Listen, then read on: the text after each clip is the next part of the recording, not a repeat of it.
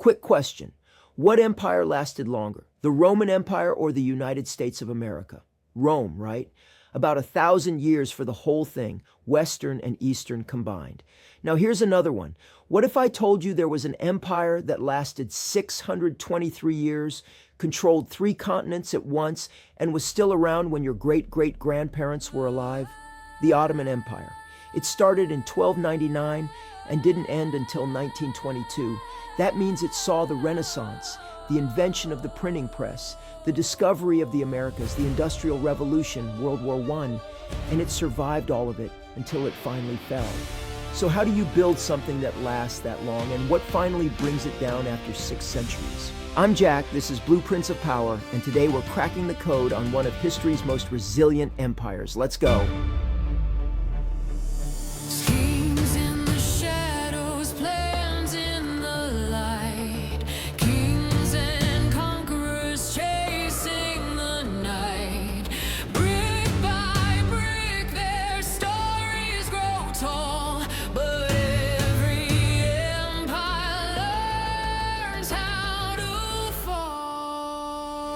What's up, everyone? Welcome to Blueprints of Power. I'm Jack. I'm Lily. And I'm Charlie. And on this show, we break down history's greatest empires, how they built their power and how they lost it. Today, we're tackling the Ottoman Empire, and honestly, this one's fascinating. 600 years. That's so long. It really is. To put it in perspective, the Ottoman Empire was founded closer to the fall of Rome than to today. That's wild.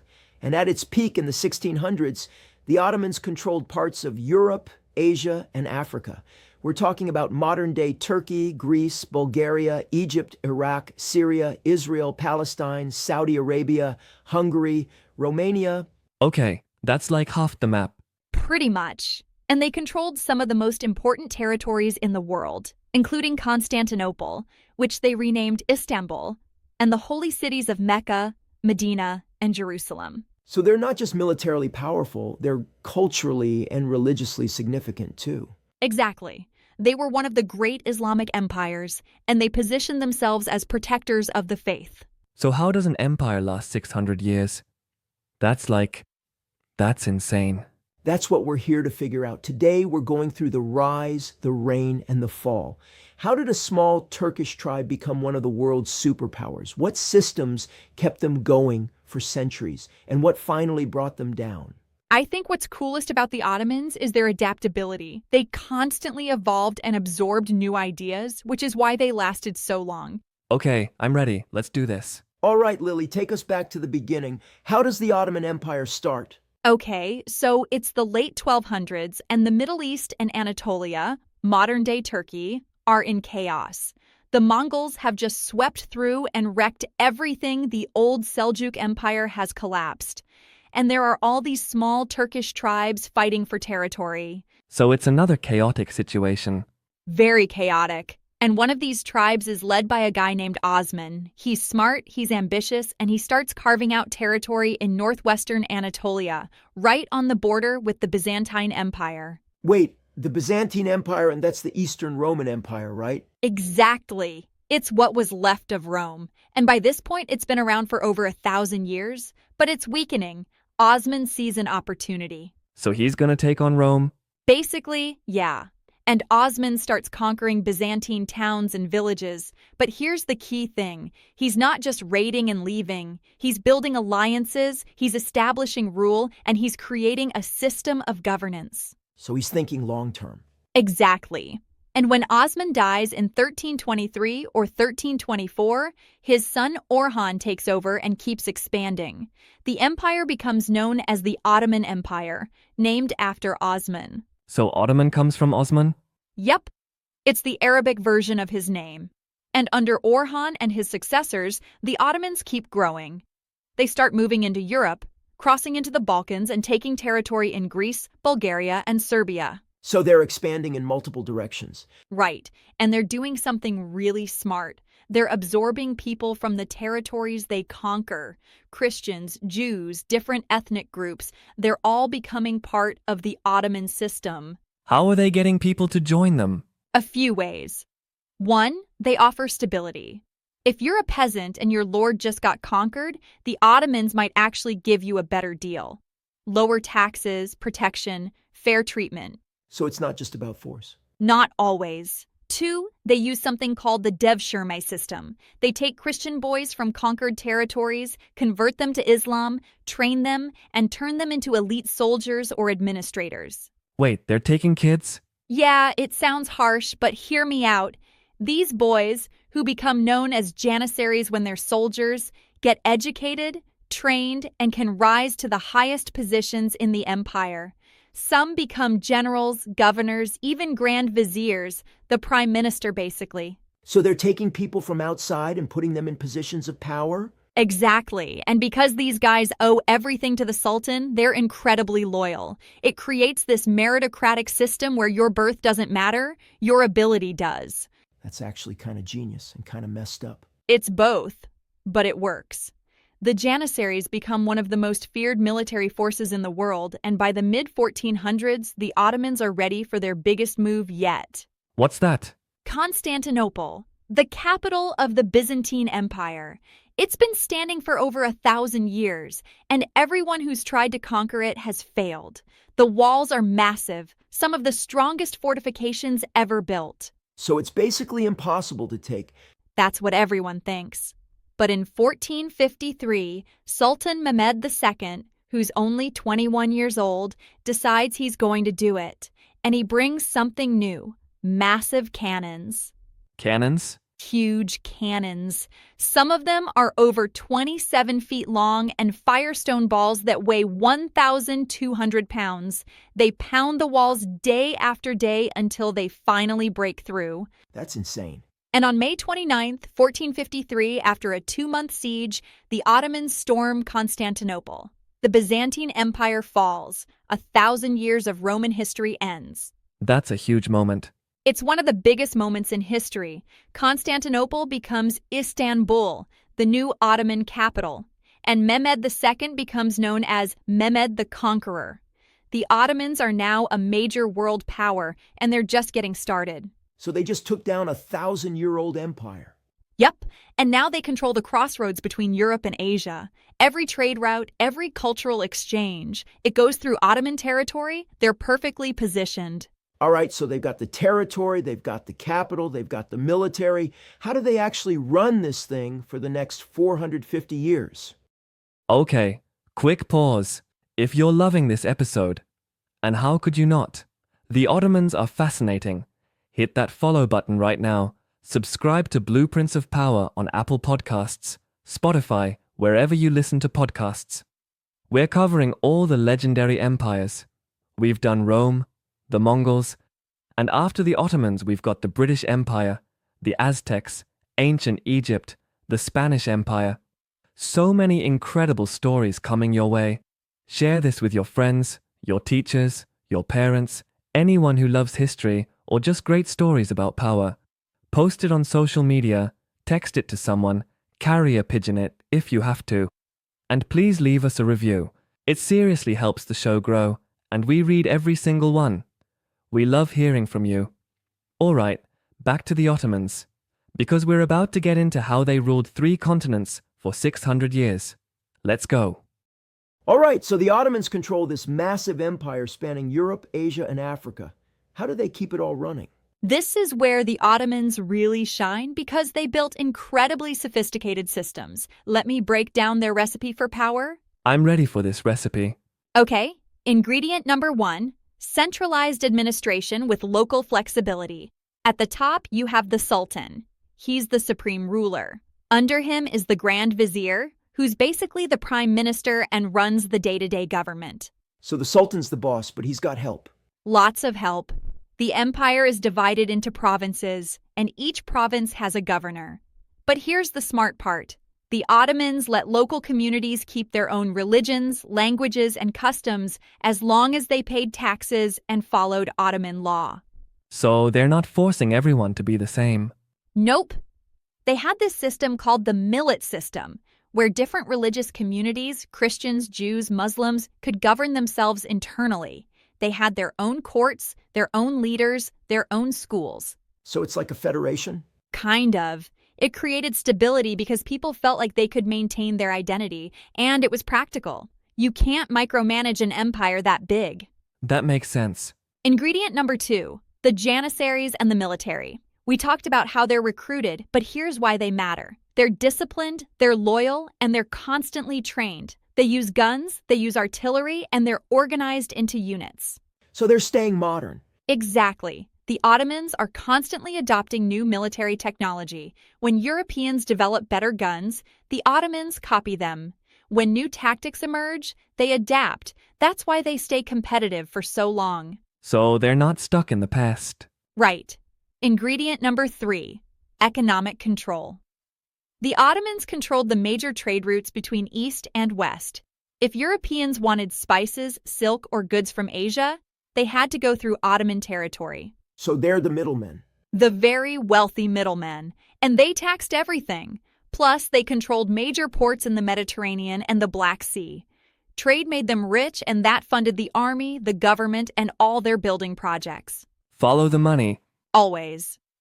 Ingredient number 4, impressive infrastructure. The Ottomans built incredible things: mosques, palaces, bridges, aqueducts, markets. Some of the most beautiful architecture in the world comes from the Ottoman Empire. Like what? The Süleymaniye Mosque in Istanbul, designed by the architect Sinan, it's considered one of the greatest mosques ever built. The Topkapi Palace, where the sultans lived, massive covered bazaars. These buildings weren't just functional, they were statements of power and culture. So they're showing off. In a good way. They're creating civic pride and identity. And ingredient number 5, legal and administrative systems. The Ottomans had a sophisticated legal code that combined Islamic law with traditional Turkish customs. It covered everything: property rights, criminal justice, trade regulations. So everyone knows the rules. Exactly. And they kept detailed records: tax records, population censuses, land surveys. They were bureaucratic in the best way, organized and efficient. This is sounding very impressive. It really is. And here's ingredient number 6, cultural and intellectual achievement. During the reign of Suleiman the Magnificent in the 1500s, who's probably their greatest sultan, the Ottoman Empire was at its cultural peak. What was happening? Poetry, art, music, science, philosophy. Everything was flourishing. Ottoman poets were writing incredible works. Artists were creating beautiful ceramics and calligraphy. They were translating Greek and Roman texts, preserving knowledge. So they're not just warriors, they're scholars too. Exactly, and they're bringing together influences from Europe, Asia, and Africa.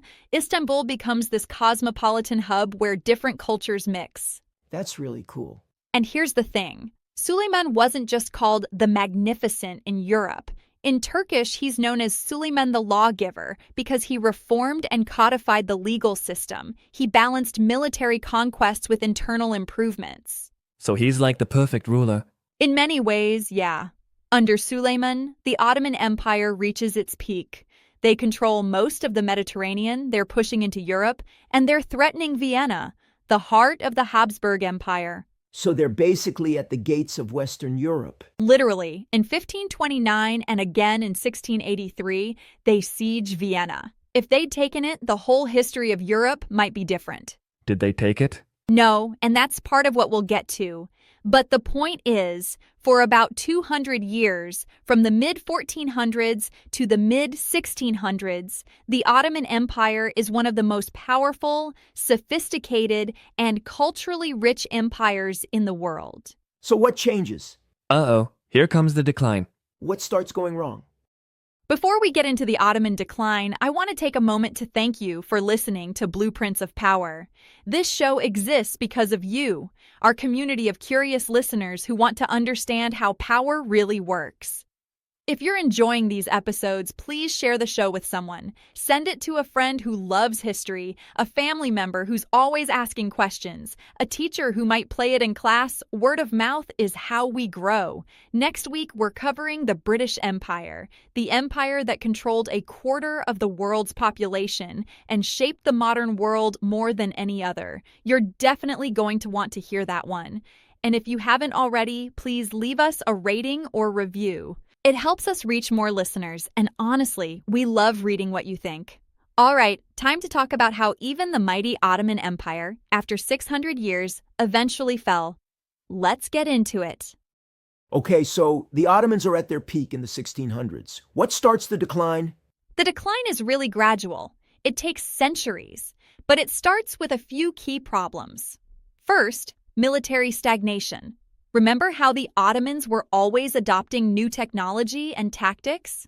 Yeah, They stop doing that. European armies start modernizing faster, better guns, better training, new strategies, and the Ottomans fall behind. Why? Why stop adapting? A few reasons. One, the Janissaries, who were once the elite force, become resistant to change. They're now a hereditary class with political power, and they don't want reforms that might weaken their position. so they're blocking progress. Exactly. They even revolt against sultans who try to modernize them. And two, the empire is dealing with internal politics and corruption. Sultans after Suleiman are not as capable. No. Yeah, some are too young, some are incompetent, some are just more interested in palace life than governing. And when leadership is weak, problems multiply. What kind of problems? Corruption in the government, officials buying their positions instead of earning them. The Devshirme system, which created that meritocracy, gets weakened. Now people are getting jobs because of who they know, not what they can do. So the system breaks down. It does. And then you have economic problems. Remember how the Ottomans controlled the trade routes between East and West? Yeah, that made them rich. Well, in the 1500s, Europeans discover sea routes around Africa to Asia. They don't need to go through Ottoman territory anymore. Trade revenue drops. So they're losing money. Lots of money. And at the same time, inflation is hitting hard. Silver from the Americas floods into Europe and then into Ottoman markets, making currency less valuable. Plus, the empire is expensive to run. Huge army, massive bureaucracy, constant wars. So the finances are collapsing. They're definitely struggling. And then you have territorial losses. Starting in the late 1600s, the Ottomans start losing wars. They fail to take Vienna in 1683, and then the Europeans push back. Austria, Russia, Venice, Poland, they start taking Ottoman territory. So now they're on defense instead of offense. Exactly. And by the 1800s, the Ottoman Empire is called the sick man of Europe. They're clearly declining, and everyone knows it. Sounds brutal. It is. And then you have nationalism. In the 1800s, the idea of nationalism is spreading. The belief that people with a shared language, culture, or religion should have their own country. Like what we have now. Exactly. And the Ottoman Empire is multi-ethnic, multi-religious, multicultural. When nationalism rises, people start wanting independence. Greeks revolt and gain independence in 1830. Serbians, Bulgarians, Romanians, they all start breaking away. So the empire's fracturing. It's fracturing badly. And the Ottomans try to reform. In the mid-1800s, they launch these modernization efforts called the Tanzimat reforms. New legal codes, secular schools, modern infrastructure, equal citizenship regardless of religion. Did it work? It helped, but it was too little, too late. And it created backlash from conservatives who didn't want Western-style reforms. The empire's caught between modernizers and traditionalists, and nobody's happy. What's the final blow? World War I. The Ottoman side with Germany and Austria-Hungary against Britain, France, and Russia. And they lose. Badly. By 1918, the empire is defeated, occupied, and basically dismantled. So that's it? Almost. In 1922, the Sultanate is officially abolished. And in 1923, Mustafa Kemal Ataturk establishes the Republic of Turkey from the core Ottoman territories. After 623 years, the Ottoman Empire is over. That's a long run. An incredibly long run. And even though the empire fell, Ottoman influence is still everywhere. Modern Turkey, obviously. But also the political boundaries in the Middle East. A lot of them come from how the Ottomans organized things. The architecture, the cuisine, the culture across the region, all shaped by Ottoman rule. So the empire ended, but the legacy didn't. Exactly, just like with Rome and the Mongols. All right, so we've covered the rise, the reign, and the fall of the Mongol Empire. Time for the big question. What can we learn from all this? Charlie, you're up first. Okay, here's mine. Stay adaptable, or you'll get left behind. The Ottomans were incredible at adapting early on. They absorbed new tactics, new people, new technologies, but when they stopped adapting, when the Janissaries and the old guard resisted change, they fell behind. The lesson? You have to keep evolving, even when it's uncomfortable. Adapt or die. Literally. That's really good. Mine's about diversity as strength. The Ottomans ruled a multi-ethnic, multi-religious empire for centuries by allowing different groups to maintain their identities. They didn't force uniformity, and that created stability. The lesson? Diversity isn't a weakness. If you manage it well, it's actually a source of resilience. Unity through difference. Exactly. Love that. All right, mine's about longevity. The Ottomans lasted 623 years, way longer than most empires, because they built systems, not just conquests. They created institutions, legal frameworks, and administrative structures that outlasted individual rulers. The lesson? If you want something to last, focus on building systems, not personalities. Systems over heroes. Exactly. Bad leaders will come and go, but good systems can keep things running. That's perfect. So there you go. 3 lessons from the Ottomans. Keep adapting, embrace diversity, and build lasting systems. I'm honestly impressed by how long they lasted. 600 years is no joke. It really isn't. All right, next week we're covering the British Empire, the empire the sun never set on. At its peak, it controlled a quarter of the world's land and population. It shaped the modern world more than almost any other empire. Oh man, this is gonna be good. It's a big one. Lots to cover. Can't wait. All right, that's it for today. Thanks for hanging with us on Blueprints of Power. I'm Lily. I'm Charlie. And I'm Jack, and we'll see you next time. Peace out.